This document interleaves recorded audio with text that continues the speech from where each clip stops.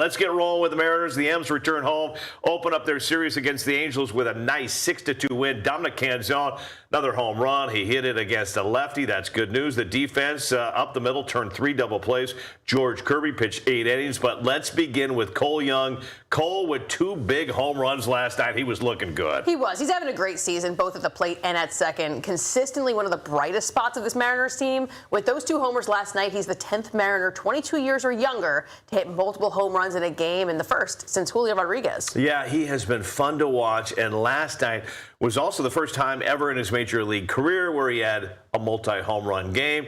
We've seen his sneaky power. We saw a little bit of it last season. We really watched it last night. Here's Cole Young after the game. Really good. It was nice to just help the team win today. Just glad I, stayed in my approach and didn't try to do too much.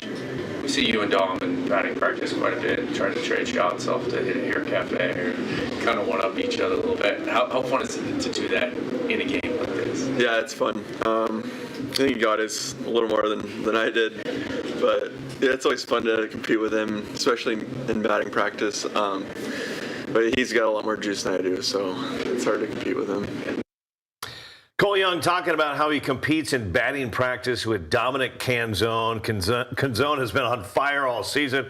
Top 3 for the Mariners in HRs, batting average, and on base. But Cole Young climbing the charts, and those 2 home runs helping his cause last night. Yeah, for sure. And Dom Canzone is like a unit. You see him at batting practice, sleeves off, biceps out, like a bicep baddie.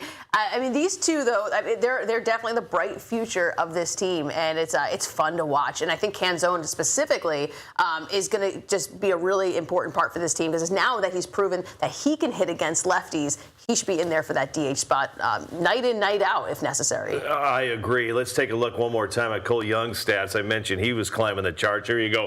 261 average, 306 on base percentage, 2 doubles, 4 home runs. That's in his last 14 days. So the youngster is heating up. We've heard so much, Ariel, about Colt Emerson over at third, the 20-year-old. Well, Cole's not much older. No, he's not. And I think that right there is the bright example of what this future could be. I mean, because especially with the 2 of them, you saw them turning some double plays last night, and obviously they're both performing at the plate.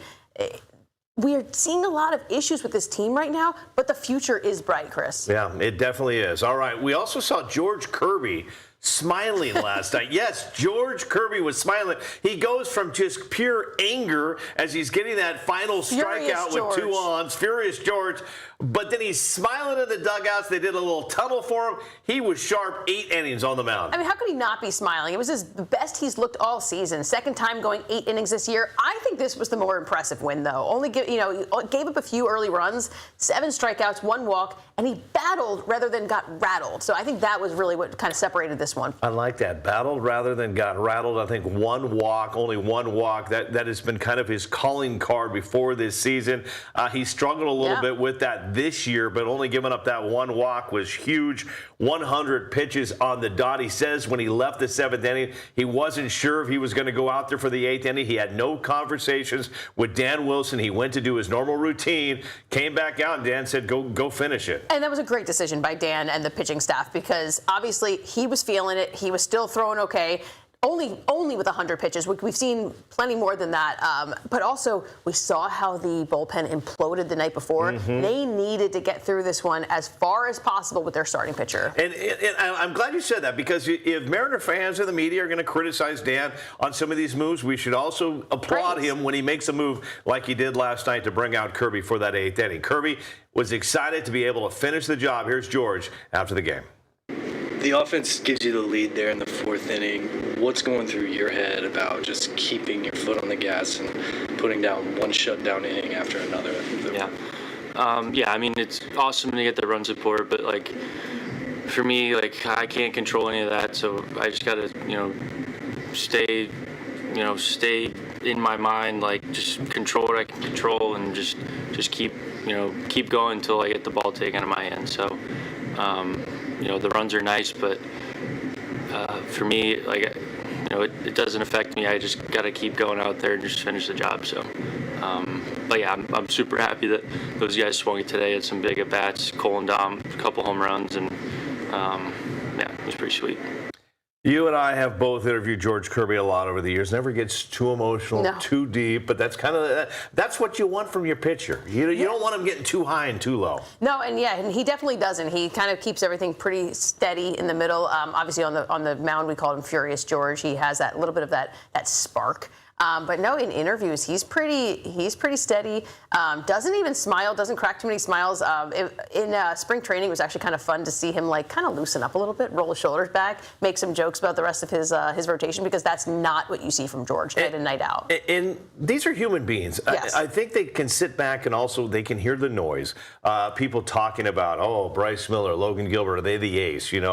We've heard Brian Wu when he was on fire. He's the ace. So George Kirby is an all-star. He is an all-star pitcher that can pitch like one, and we saw it last night. And I talked to one of the Mariners front office people earlier this year, actually right before spring training, and they think that George Kirby's ceiling is probably the highest of all of the players and of all the pitchers. And so I think that's something that you got to kind of keep an eye on, that he may go through a couple little some bumps along the way, but his ceiling is super high. Now, Brian Wu, I know he's getting the start, obviously, in Game 2.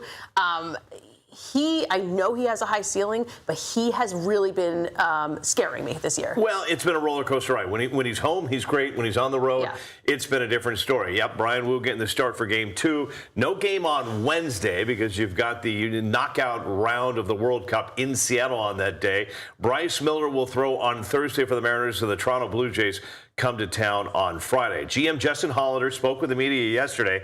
Matt Brash, Cooper Criswell, both scheduled to have follow-up MRI exams on July 6th, at which time the Mariners will reassess their progress. Hollander anticipates middle to the end of August as a reasonable time frame for Brash and Cooper Criswell to return. Rob Refsnyder goes to the 10-day injured list with a knee injury. Here's Justin Hollander with an update on Brendan Donovan. Brendan had a really good week last week, I think. I think last week was a big positive momentum builder, and just in terms of more good days than bad days, ramping things up. Was able to go through a full cage routine. Saw some video of him running the bases, call it 75, 90%, something like that. I'm probably not the best judge of how high the effort level was, but it was certainly more than just jogging. So good week. We'll try and build on that this week and see where we are after that. I'm loath to tell you here's a date for a rehab assignment. It's just this injury is really not conducive to me doing that. All it's going to do is we'll either start it early and people will say I undershot it intentionally, or we'll start it late and people will say I was pushing good news and over optimism. So let's just see where we're at the end of this homestand. I tell you, he's had a lot of injury updates to give this year. It's like a CVS receipt long I give Justin Hollander a lot of credit. He is very straightforward with the media. He tells you exactly what is going on. I think what we heard there is good news. Hopefully at the end of this homestand, we get news that Donovan will be heading out for a rehab assignment and joining the team after the All-Star break. They have the homestand aerial. Then they hit the road for a couple series before the All-Star game. And obviously they need him back with the production that he had at the beginning of the year, and obviously with the hopes that they had for him at the beginning of this year. So I don't know if he'll take over third, if he'll take over like you and I think that he should be in left field instead of Randy Arozarena. But just to have him back in the lineup is going to just be huge. He's just another bat that you need out there. What he was doing at the beginning of this season was he was finding a way to get on base. I think JP has shown that he can play third, but I think we have mentioned, you know what, let's shore up the left field just a little bit. And there's a timeline of his, where he's at right now. March 26th, hits the leadoff home run in the Mariners' debut. Goes to the IL, gets put back on the IL. So it's been a tough road for him so far in Seattle. Yeah, I mean, he barely came back from that initial injury. So he's been gone for almost this entire season. We've really not seen any of his any of his production. So it's really imperative that they get him back, but that they get him back healthy. I agree. All right.